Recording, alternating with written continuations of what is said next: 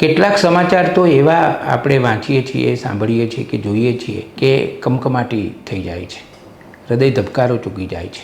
અમદાવાદમાં 21 વર્ષની એક દીકરીએ 14મા માળેથી પડતું મૂક્યું અને એનું મૃત્યુ થયું. કારણ શું હતું?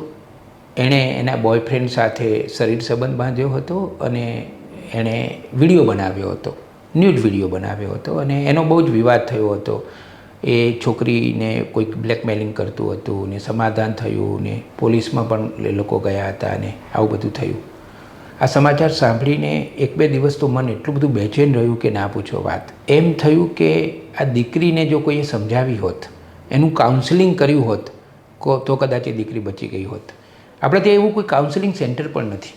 ઘણીવાર મને એવું લાગે છે કે આપણે ત્યાં કાઉન્સેલિંગ સેન્ટરોની સંખ્યા વધારવાની જરૂર છે, કારણ કે ટેકનોલોજીને કારણે આપણા કિશોરો, આપણા યુવાનો, આપણી દીકરીઓ માનસિક રીતે ત્રસ્ત થઈ રહી છે. એમને કોઈ ઉપદેશ આપનારું જ નથી, એમને કોઈ સાચી સલાહ આપનારું જ નથી. સંયુક્ત કુટુંબો તૂટી ગયા છે, સરકારમાં કોઈ એવી એજન્સી નથી.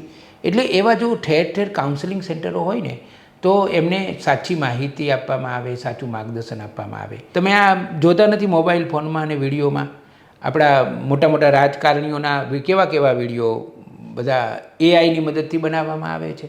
તો ન્યૂડ વિડીયો એ તો હવે ટેકનોલોજીની મદદથી એમ પણ બને છે અને તારે શું ચિંતા કરવાની જરૂર? કોઈ દિવસ કોઈ દીકરીઓએ કોઈ પણ પ્રકારના બ્લેકમેલિંગથી ડરવું જ ના જોઈએ. એ સમજાતું નથી કે શા માટે તમે ન્યૂડ વિડીયોની મંજૂરી આપો છો. એમને મારે ખાસ વિનંતી કરવાની છે કે ગમે તેટલો તમારો સઘન પ્રેમ હોય, સાચો પ્રેમ હોય, પણ આ બધા ગંદવાડમાં પડશો જ નહીં. ન્યૂડ વિડીયોની મંજૂરી શું કામ આપો છો તમે? ન્યૂડ ફોટોગ્રાફ્સ ને ન્યૂડ વિડીયો ને એ બધી તો વિકૃતિ છે. પ્રેમને અને વિકૃતિને સંબંધ શું છે?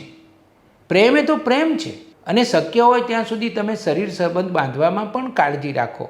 લગ્ન પહેલાં શરીર સંબંધ બને ત્યાં સુધી ન જ બાંધવો જોઈએ. અને સ્વાભાવિક છે કે ઉંમર થઈ હોય તો એ બધી ઈચ્છાઓ થાય, પણ સંયમ રાખો. અને દીકરીઓએ તો ખાસ એ બધી બાબતોમાં એટલા માટે ન પડવું જોઈએ કારણ કે એમાં દીકરીઓને વધારે સહન કરવું પડે છે. માતા પિતાને જે હોય કહી દેવાનું, સહેજ પણ સંકોચ નહીં રાખવાનો. આ વિડીયો જે દીકરીઓ જોઈ રહી છે એમને મારે વિનંતી છે કે સૌથી મોટું કાઉન્સેલિંગ સેન્ટર તો આપણા ઘરમાં જ છે અને એ ચલાવનાર છે આપણા માતા અને પિતા. છેલ્લે ફરીથી એક વખત કહું છું કે ન્યૂડ વિડીયો કે ન્યૂડ ફોટોની વાત આવે ત્યારે સંપૂર્ણ મક્કમ રહેવાનું. અને તમારો બોયફ્રેન્ડ ના માને તો એટલું યાદ રાખજો કે એનો પ્રેમ કાચો છે, એના પ્રેમમાં સ્વાર્થ છે અને સ્વાર્થવાળા પ્રેમમાં આપણે ન પડવું જોઈએ.